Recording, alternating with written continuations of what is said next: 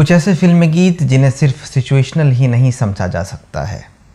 वो दरअसल उन मोतियों की तरह हैं जो गुज़रते वक्त के साथ साथ और भी चमकीले होते जाते हैं और उनकी चमक बनाए रखने की ज़िम्मेदारी हमारी है, क्योंकि हम उन्हें गलत गाकर या लिखकर उनके साथ नाइंसाफ़ी तो कर ही रहे हैं और साथ ही साथ उनके अल्फाज का, उनके शब्दों का अर्थ ना समझकर और संदर्भ को ना समझकर हम उनका पूरा मज़ा भी नहीं ले पाते।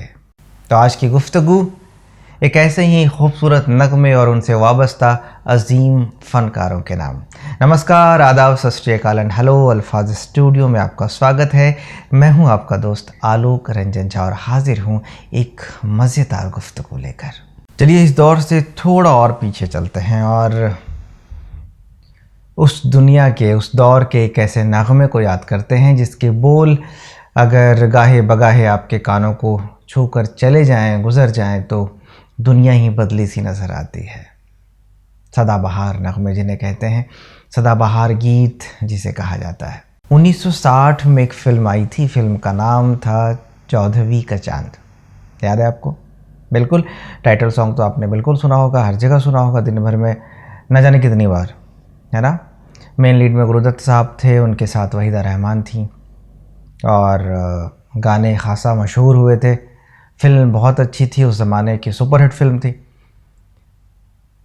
तो आज हम जो इस फिल्म का टाइटल सॉन्ग है चौदहवीं का चांद हो, उसकी चर्चा करेंगे कि आप कैसे सुनते हैं, आप कैसे गाते हैं, क्या है जो मिस हो जाता है। तो आज आप खुद ये फैसला करेंगे कि ये जो गीत है अब तक सिर्फ आपके लबों तक ही था या फिर दिल तक भी पहुंचा था। अगर नहीं पहुंचा है तो आज हम एक एक लफ्ज़ की चर्चा करेंगे, उसके अर्थ को समझेंगे और आज के बाद से ये गीत आपके उतने ही करीब हो जाएगा जितना मेरे है।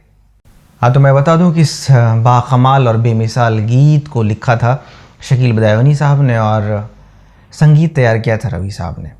और एक ही मखमली आवाज़ जो कि किसी सबसे ज़्यादा रोमांटिक गीत को जस्टिफाई कर सकती है। जी हाँ, मोहम्मद रफ़ी साहब की आवाज़ थी।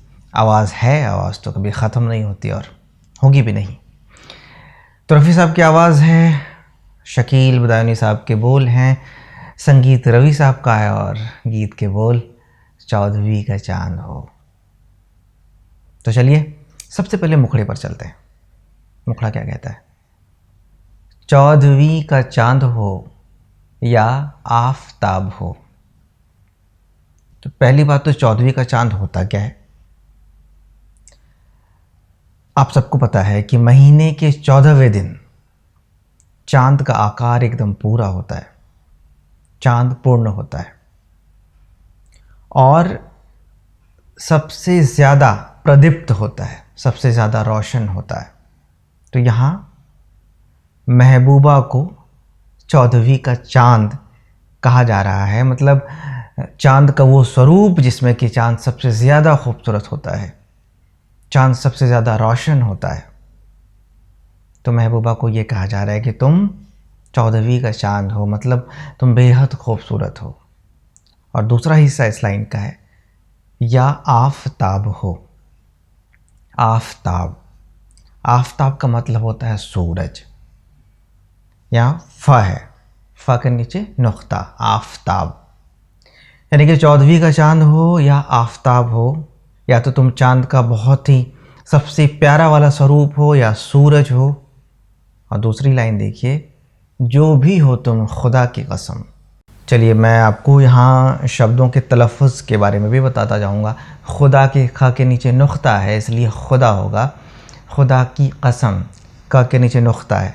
कसम जो शब्द है उसका जो का है वो नुक्ते वाला है। दो उपमाएँ देने के बाद पहली उपमा तो ये कि चौदहवीं का चांद हो, यानी कि तुम चांद का सबसे ज़्यादा खूबसूरत चेहरा हो, या आफताब हो, वो नहीं तो फिर सूरज हो।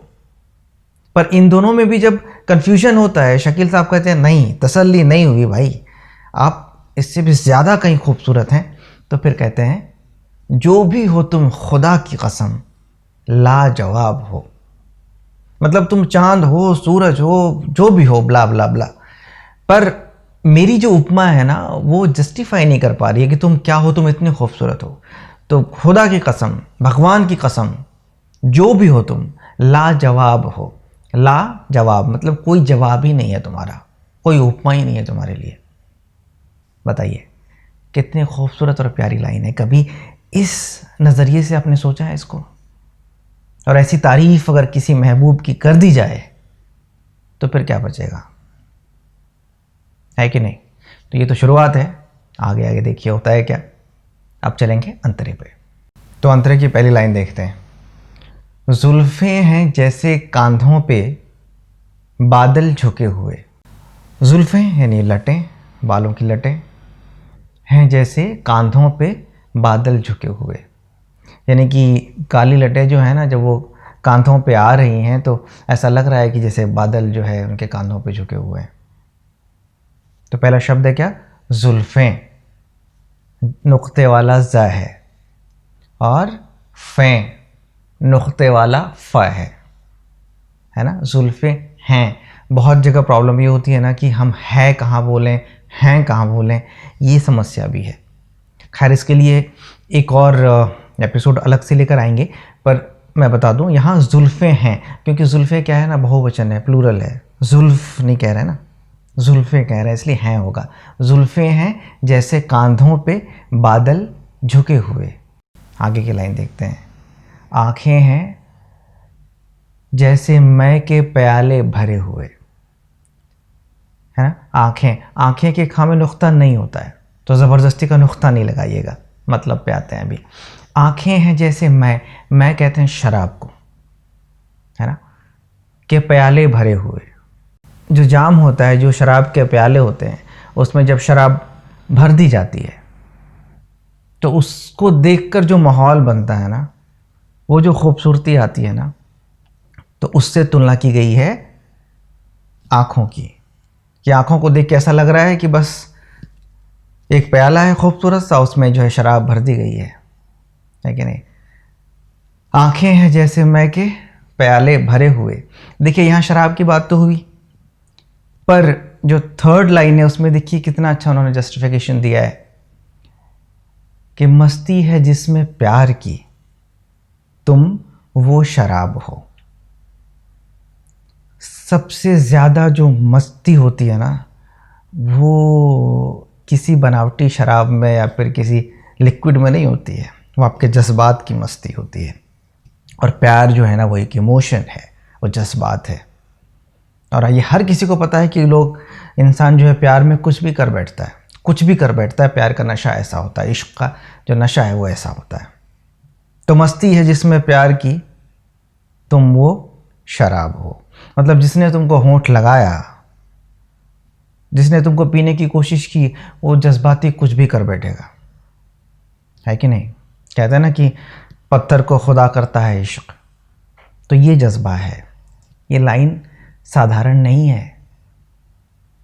कहते हैं ना कि कभी कभी हम शायरों को पढ़ के, उनके अशार, उनके कलाम, उनके शेर पढ़ के अपनी ज़िंदगी में प्रेरणा लेते हैं और ऐसा कुछ कर जाते हैं कि ख़ुद को यकीन नहीं होता कि ये 4 लाइनें या 2 लाइनें जो है इतना बदलाव ला सकती हैं। तो इसी पॉइंट पे आ रहा हूँ, फिर से देखते हैं अंतरा कि जुल्फ़ें हैं जैसे कांधों पे बादल झुके हुए, है ना। जुल्फ़ों, ज़ और फ़ा, ये दोनों जो अक्षर हैं, ये दोनों जो लेटर्स हैं, इसका ध्यान रखिएगा। जुल्फ़ें। आँखें हैं जैसे मय के प्याले भरे हुए। एक शराब का प्याला जिसमें कि छलकती शराब यानी भरी हुई शराब, लबालब, उसकी तुलना आँखों से की गई है। और तीसरी लाइन कहती है कि मस्ती है जिसमें प्यार की, तुम वो शराब हो। ठीक है, तो यहाँ बात सीधे उस जो लिक्विड शराब की हो रही थी, वहाँ से जज्बाती शराब की बात हो रही है, प्यार की बात हो रही है। और फिर कहते हैं कि 14वीं का चांद हो या आफताब हो। तो चलिए आइए दूसरे अंतरे का रुख करते हैं। दूसरे अंतरे की पहली लाइन है, चेहरा है जैसे झील में हंसता हुआ कंवल। कंवल कहते हैं कमल के फूल को, कमल का फूल। अब सोचिए कि एक शांत झील, बड़ी सी, निर्मल सी, प्यारी सी, उसमें इतराता एक कमल का फूल। और यहाँ जो शकील साहब ने जो नायिका की तुलना की है चेहरे की, उसी कमल के फूल से, है कि नहीं, जो कि अपने आप को मुमताज़ समझता है, जो अपने आप को ख़ास समझता है, जो अपने आप को हर किसी से अलग समझता है और इतराता रहता है। वो जो भी छोटी बड़ी लहरें आती हैं जाती हैं उसके ऊपर वो कमल का फूल जो है वो इठलाता रहता है, इतराता रहता है। तो उसी की तुलना, उसी से तुलना की है इसमें चेहरे की। और दूसरी लाइन देखिए कि या ज़िंदगी के साज पे छेड़ी हुई गज़ल। ज़िंदगी में ज़ है, नुक्ते वाला ज़, साज में भी ज़ है, नुक्ते वाला ज़, और गज़ल, ग के नीचे नुक्ता है, ज़ के नीचे नुक्ता है। तो दूसरी लाइन हो गई क्या कि या ज़िंदगी के साज पे छेड़ी हुई गज़ल। ठीक है, अभी तक तो अभी जो हमने बताया वो उसका टेक्निकल डिस्क्रिप्शन था। अब चलिए मतलब समझते हैं। गज़ल की परिभाषा होती है सुखन अज़नाने गुफ्तन, यानी महबूबा से की गई बातचीत। तो ये तो परिभाषा है, पर कहते हैं कि गज़ल हर मामले में खूबसूरत होती है ना।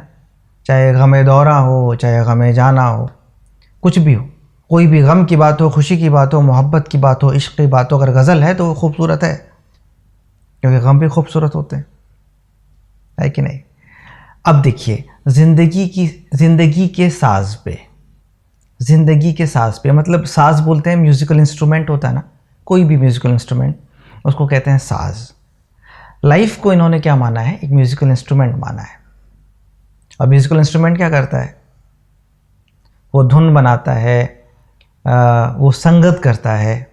आप जो धुन बनाते हैं उसकी संगत करता है, वो आपको डायरेक्शन देता है कि आपको कैसे गाना है। तो ज़िंदगी के साज पे छेड़ी हुई गज़ल, एक तो गज़ल पहले से ही खूबसूरत है, और अगर खूबसूरत चीज़ को अपनी लाइफ में आप मिला दे, अपनी ज़िंदगी से मिला दे, तो ज़िंदगी खूबसूरत हो जाएगी, है कि नहीं। अरे भाई, जब शक्कर को आप पानी में मिला दीजिए तो वो शरबत बन जाता है, पानी शरबत बन जाता है। उसका जो स्वादहीनता जो थी, उसमें स्वाद नहीं था, वो पानी मीठा हो गया है। तो वही सीधी सी बात यहाँ है। आपकी ज़िंदगी चाहे जैसी भी हो, एक धुन तो है, एक लय तो है, उसमें चल तो रही है।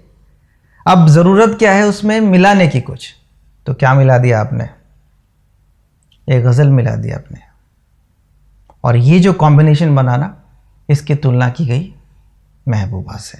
चेहरा है जैसे झील में हंसता हुआ कमल, या ज़िंदगी के साज पे छिड़ी हुई गज़ल। तीसरी लाइन है कि जाने बहार, जान ए बहार।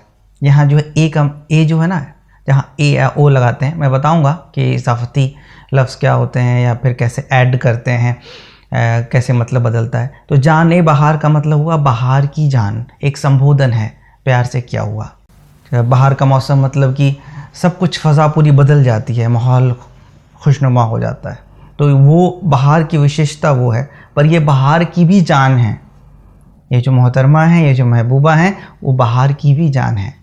तो कहते हैं शकील साहब कि जाने बहार तुम किसी शायर का ख्वाब हो।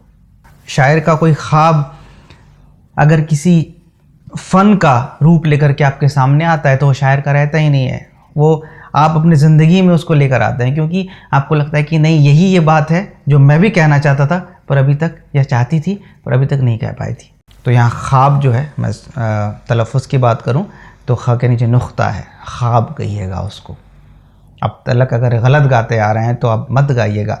इतना खूबसूरत गाना है, इतनी प्यारी रचना है कि क्या गाया है रफ़ी साहब ने, क्या लिखा है, क्या कंपोज किया है। मत गाइए गलत। ख्वाब है, ख के नीचे नुख्ता लगा दीजिए। जाने बहार तुम किसी शायर का ख्वाब हो, 14वीं का चांद हो या आफताब हो।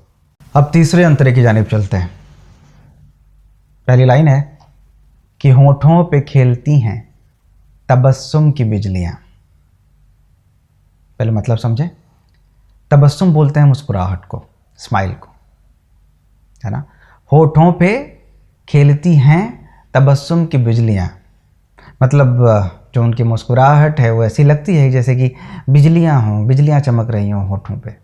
दूसरी लाइन है, सजदे तुम्हारी राह में करती है कहकशां। पहले मतलब समझें। सजदा बोलते हैं झुककर ज़मीन पर बैठकर इबादत करना, पूजा करना, चाहे आप अल्लाह के नाम पर करें, ईश्वर के नाम पर करें या किसी के नाम पर करें, तो सजदा करना बोलते हैं उसको। तो यहाँ सजदे तुम्हारी राह में करती है कहकशां। कौन कर रही है सजदा? कहकशां। तो कहकशां कौन है भाई? कहकशां बोलते हैं आकाश गंगा को, गैलेक्सी को। और गैलेक्सी में क्या क्या होता है? चंद्रमा, सितारे, ग्रहों का समूह, जो पूरी आकाश गंगा है ना, जो पूरी ऊपरी महफिल है।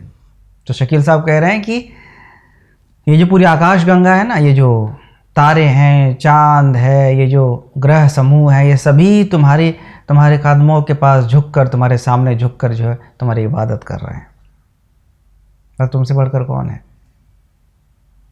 सजदे तुम्हारी राह में करती है कहकशां। अब तीसरी लाइन देखिएगा, दुनिया ए हुस्न इश्क का तुम ही शबाब हो। थोड़ा सा आपको लग रहा होगा टफ कुछ नहीं है, कुछ इजाफा करके जो है 2-3 लफ्ज़ को जोड़कर एक बड़ा अल्फाज बनाया जाता है, एक फ्रेज़ बनाया जाता है। और ए और ओ का यही मतलब है। ओ मतलब जहाँ ओ ऐड होता है मतलब और होता है, ए मतलब का। कैसे मैं बताता हूँ। तो दुनिया ए हुस्न इश्क, तो इसका सेकंड पोर्शन लीजिए, क्या है? हुस्न ओ इश्क, मतलब हुस्न माना खूबसूरती और इश्क मतलब इश्क या प्यार। तो खूबसूरती और प्यार सेकंड पोर्शन का मतलब है। अब दुनिया ए ऐड कर दीजिए, जोड़िए, मतलब हुस्न और इश्क की दुनिया, यानी इस फ्रेज का मतलब हुआ हुस्न और इश्क की दुनिया। अब पूरी लाइन का मतलब समझिए, दुनिया ए हुस्न इश्क का तुम ही शबाब हो। शबाब कहते हैं जवानी को, एक्सट्रीम को, मतलब जिस समय हम चरम पे होते हैं। कहते हैं ना महफिल शबाब पर थी, उसका हुस्न शबाब पर है, मतलब उससे ज़्यादा नहीं हो सकता, है ना। एक उम्र होती है जवानी की, उससे ज़्यादा जवान हम नहीं हो सकते, फिर ढलना शुरू होता है। एक माहौल की उम्र होती है कि नहीं? हर चीज़ की एक शोहरत की उम्र होती है, उसको कहते हैं शबाब। नहीं, उससे ऊपर नहीं जा सकते। उसके बाद धीरे धीरे उसकी इस साइड भी नीचे ही जाना है, उसके उस साइड भी नीचे ही है, तो जवानी को कहते हैं। मतलब जो ये हुस्न और इश्क की दुनिया है, उसका तुम शबाब हो, उसका तुम एक्सट्रीम हो। तो चलिए अब तलफ़्फ़ुज़ के लिहाज से बात कर लेते हैं, क्योंकि अल्फाज स्टूडियो का मकसद यही है कि आप तक सही शब्द पहुँचे। होठों पे खेलती हैं तबस्सुम की बिजलियाँ। तो यहाँ हैं क्यों? क्योंकि बिजलियाँ माने प्लूरल, तबस्सुम की जो बिजलियाँ हैं वो होठों पे खेल रही हैं। इसके लिए आप जब गाएंगे तो हैं गाइएगा, है नहीं गाइएगा, है ना।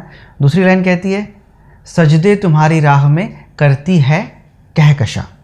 कहकशां जो है एक वचन है, इसके लिए जो शुद्ध लाइन है, जो सही लाइन है वो है, सजदे तुम्हारी राह में करती है कहकशां, है ना।